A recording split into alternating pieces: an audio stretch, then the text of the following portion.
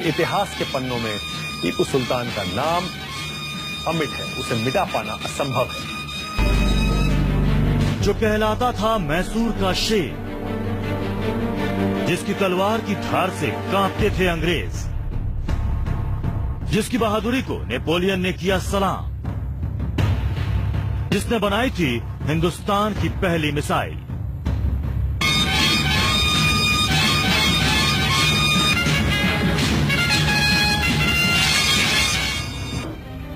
टीपू सुल्तान प्रसिद्ध योद्धा हैदर अली का बेटा था, जो अपनी ताकत से 1761 में मैसूर साम्राज्य का शासक बना।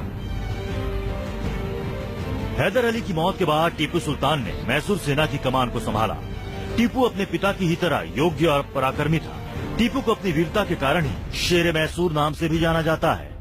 टीपू ने मराठों और निजाम को कई युद्धों में हराया था।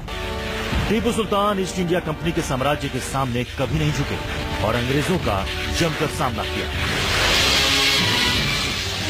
अंग्रेजों को युद्ध में कई बार हराने वाला टीपू 4 मई 1799 को श्रीरंगपट्टम की लड़ाई में युद्ध के दौरान टीपू सुल्तान की मौत हो गई।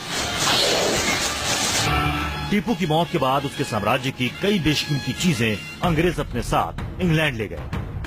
लंदन के ब्रिटिश म्यूजियम में मैसूर के राजा टीपू सुल्तान की तमाम चीजें सजी हुई हैं।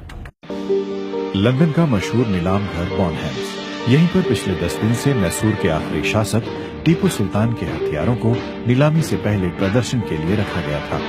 इस नीलामी में टीपू सुल्तान से जुड़े 30 से ज्यादा हथियार और जंग के समय पहने जाने वाले रक्षा कवच जैसे साजो सामान रखे गए थे।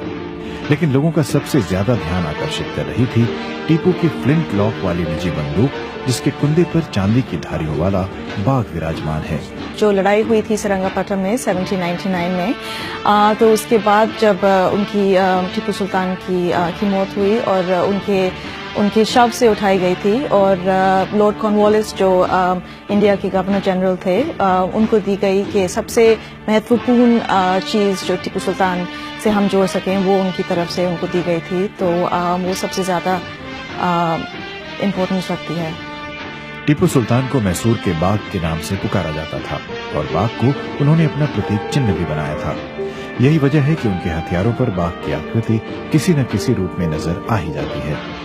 बाघ की मूठ वाली रत्न जड़ित इस तलवार को खरीदारों ने सबसे अधिक सराहा और इसकी सबसे ज्यादा 21 करोड़ रुपए कीमत लगाई।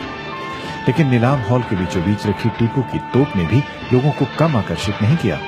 एक 3 पाउंड तोप है जो श्रीरंगपट्टम में उनके रॉयल आर्मरी में बनाई गई थी उनके लिए, और इस पर भी आप देख सकते हैं कि उसके ब्रॉन्ज कैनन के ऊपर टाइगर के निशान है, टाइगर्स बने हुए हैं। जो उसके व्हील्स हैं उसके ऊपर उनके एक्सल्स पे भी टाइगर बॉसेस दिखाई देते हैं।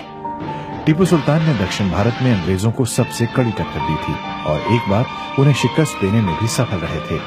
लेकिन टीपू की कामयाबी में उनकी हैरत अंगेज वीरता के साथ साथ उनके निजी कारखाने में बने ऐसे हथियारों की अहम भूमिका रही थी।